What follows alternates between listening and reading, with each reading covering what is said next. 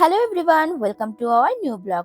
সকাল সকাল কিন্তু এই দাদুকে দেখতে পেয়ে ডাক দিয়েছিলাম, কারণ দাদুর কাছ থেকে একটা জিনিস কিনবো। আর কি রয়েছে সেটা তো তোমরা দেখতেই পাচ্ছ। দাদুর কাছে কিন্তু অনেক রকমের মাদুর, তার মধ্যে থেকে কিন্তু এই মাদুরগুলোর মধ্যে একটা মাদুর আমরা রাখবো। আগের থেকেই কিন্তু ঘরে আমাদের একটা মাদুর রয়েছে, তবে ওই মাদুরটা কিন্তু একটু বড় সাইজের, আর এই মাদুরগুলো যেহেতু একটু ছোট, যেখানে সেখানেই কিন্তু খুব ইজিলি ভাবে এই মাদুরটা পেতে বসা যায়। তবে আমাদের বসার জন্য কিন্তু এটা একদমই কিনিনি, এটা কিন্তু কেনা হয়েছে পেখম সোনার জন্য। সবসময় যেহেতু মাম্মামকে খাটের উপরে রাখা সম্ভব না, তো নিচে রাখতে হয়, তাই জন্য কিন্তু এই ছোটখাটো মাদুরটা কিনলাম। এই যে টাকাগুলোকে দেখতে পাচ্ছ যে আমি ঘটের মধ্যে ফেলছি, এই টাকাগুলো কিন্তু পেখম সোনার জন্মদিনের। বেশ কয়েকদিনই কিন্তু পেখম সোনার জন্মদিন হয়ে গেছে, আসলে এই টাকাটা কিন্তু ব্যাগের মধ্যেই পড়েছিল, ঘটের মধ্যে রাখতে কিন্তু ভুলে গেছিলাম। হঠাৎ করে মনে পড়াতে কিন্তু আমি এখন টাকাগুলোকে গুছিয়ে ঘটের মধ্যে ফেলে দিই। মাটির যে ঘটগুলো আছে সেই ঘটগুলোকে যেহেতু অনেকটা সাবধানে রাখতে হয়, তাই জন্য কিন্তু পেখমের পাপা এই প্লাস্টিকের ঘরটা এনে দিয়েছে। দেন একটা পার্সেল এসেছিল, সেটাকে কিন্তু রিসিভ করে নিলাম। ছিল কিন্তু আমাদের পাড়ার শীতলা পুজো, সেই উপলক্ষে কিন্তু পাড়ার জেঠিমা কাকিমারা এসেছিল আমাদের বাড়িতে।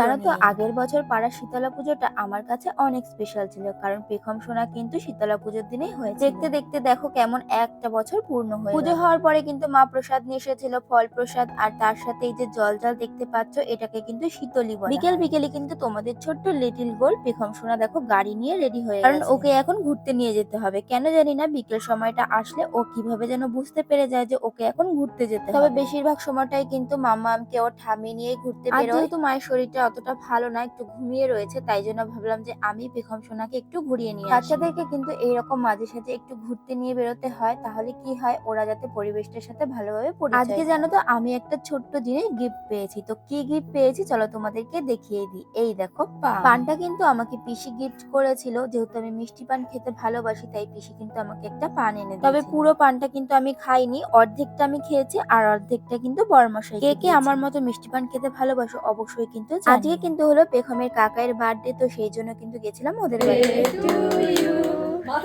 Happy birthday to you, happy birthday dear Dipan, happy birthday to you.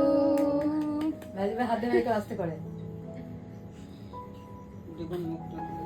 আগে বা আমাকে দিবি, তারপর থেকে আরে ভেঙে নাও, আগে তুমি খাও, ওকে খাইয়ে দাও। ভেঙে ভেঙে নে বাবা, আরে দি ভেঙে নাও, ভেঙে নাও সবাই একটু একটু করে। হ্যাঁ